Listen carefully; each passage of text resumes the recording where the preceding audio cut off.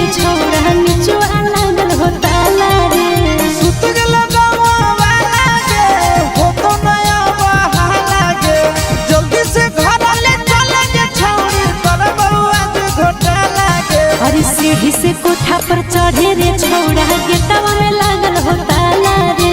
सीढ़ी से कोठा पर चढ़े रे छौड़ा निचुआ लागल हो ताला रे।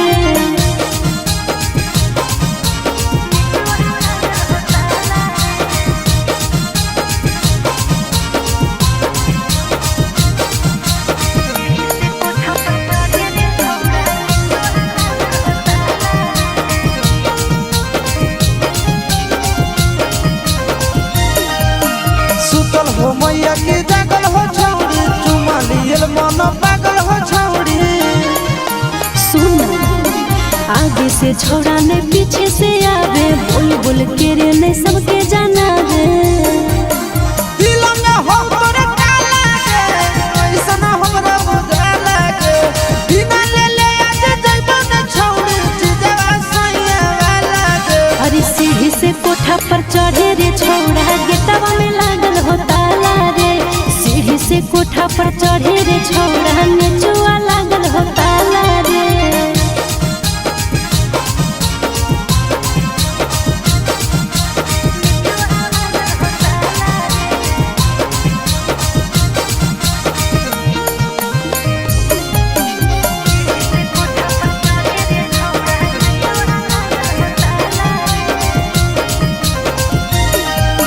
कैसे के ऊपर आयो दू ताला पर देख ले तो कोई कहत तो हल्ला कर।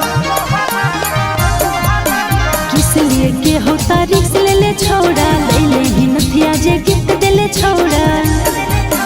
बोलो तोरा चिट्टू ना जागे खोले जल्दी दादा भागे जइतो नया जाया से तोरा ले ले बिना मा जागे। अरे सीढ़ी से कोठा पर चढ़े रे छौड़ा गेटवा में लागल हो ताला रे।